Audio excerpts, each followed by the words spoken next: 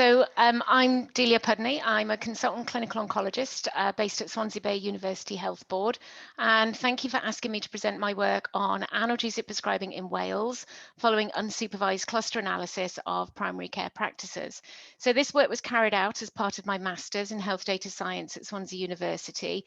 And Professor Brophy has already presented a little bit of background to this work, and so hopefully left you all eager to hear more about it.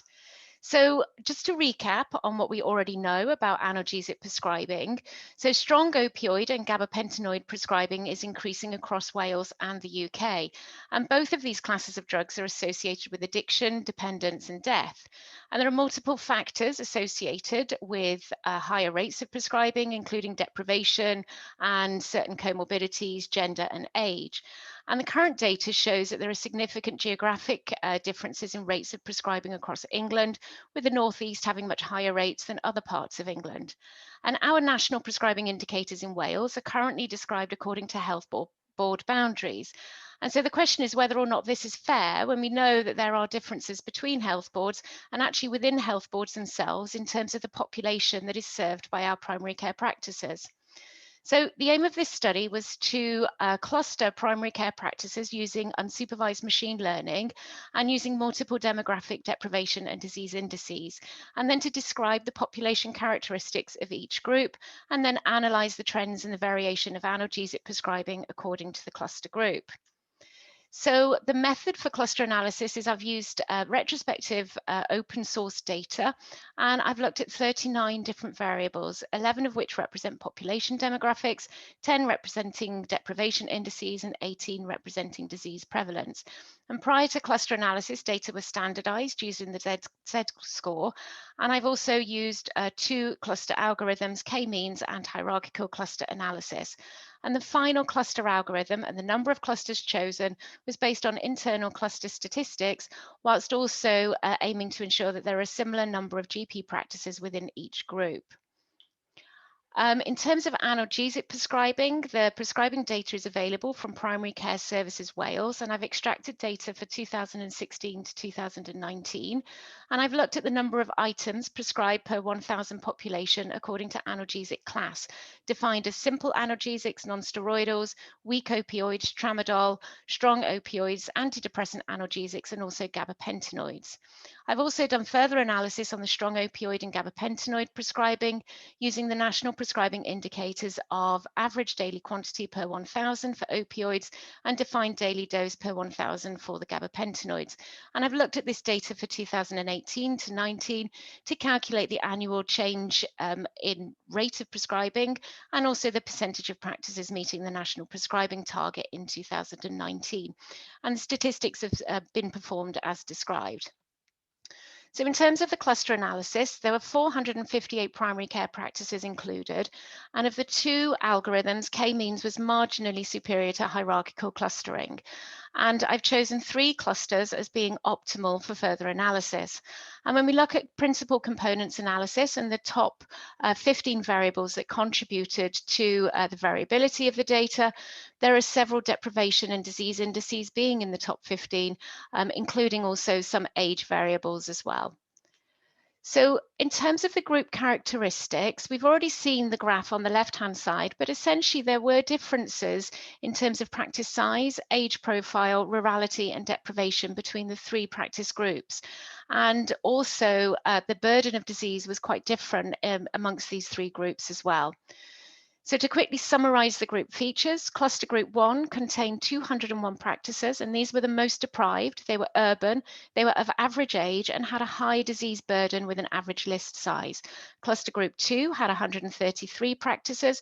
They were the least deprived and they were rural, of an older age, with a high disease burden and average list size.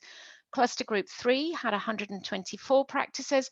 They were less deprived and urban, but with a younger age and a lower disease burden, but larger practice list size compared with groups 1 and group 2.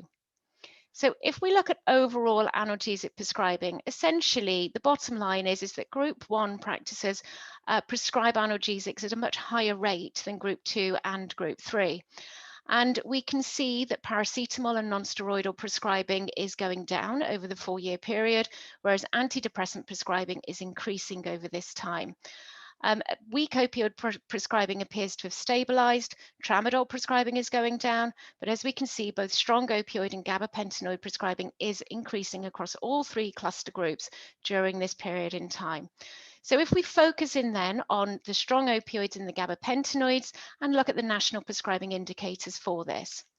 So let's look at the strong opioid burden, the average daily quantity per 1,000, and let's look at the rate of change.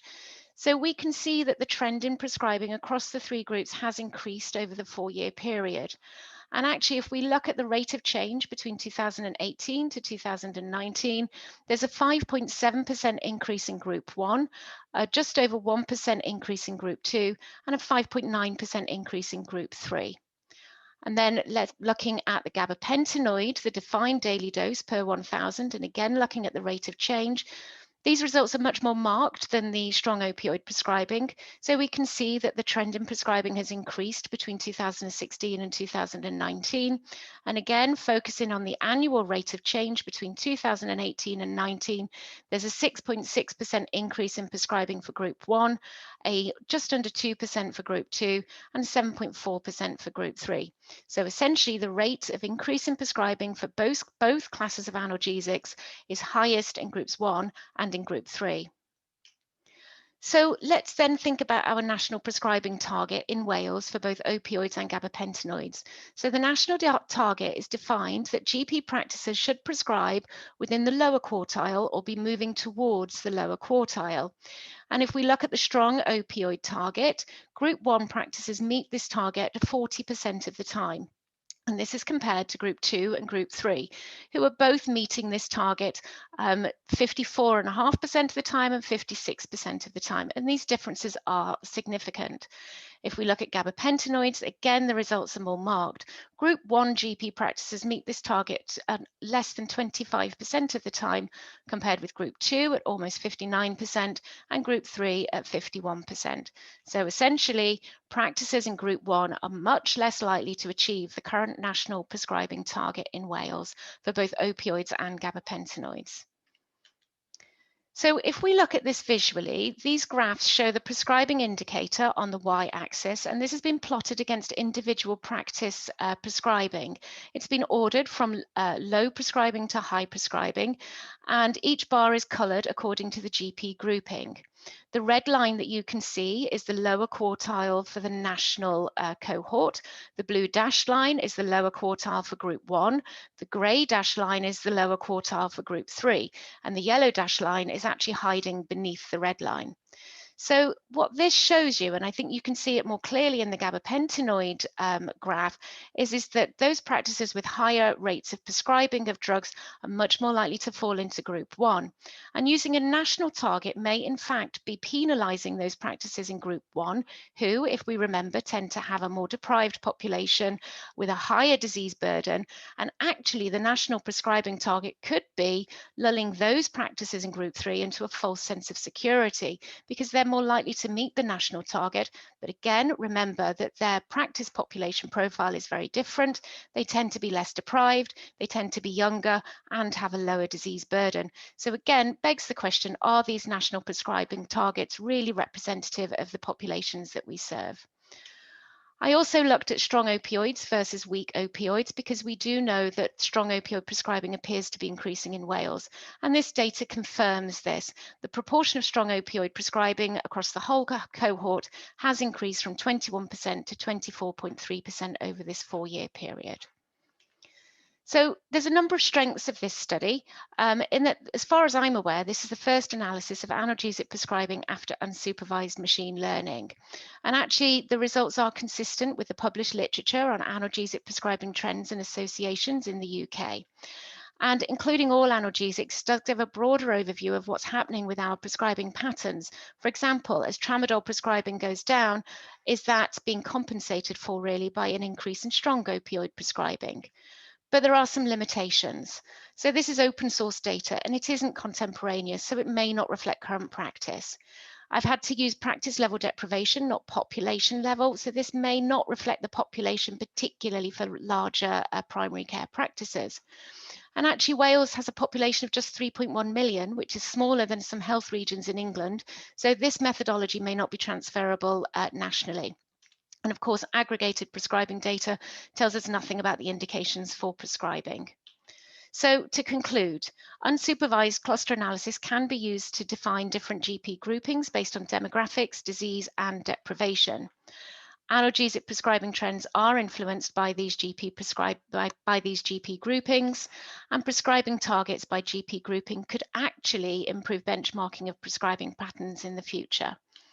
And finally, I think strong opioids probably ought to be considered as a separate national prescribing indicator given the increase in prescribing. And so just to conclude, then, these are the data sets that I've used to perform this analysis. Thank you very much, and any questions, let me know.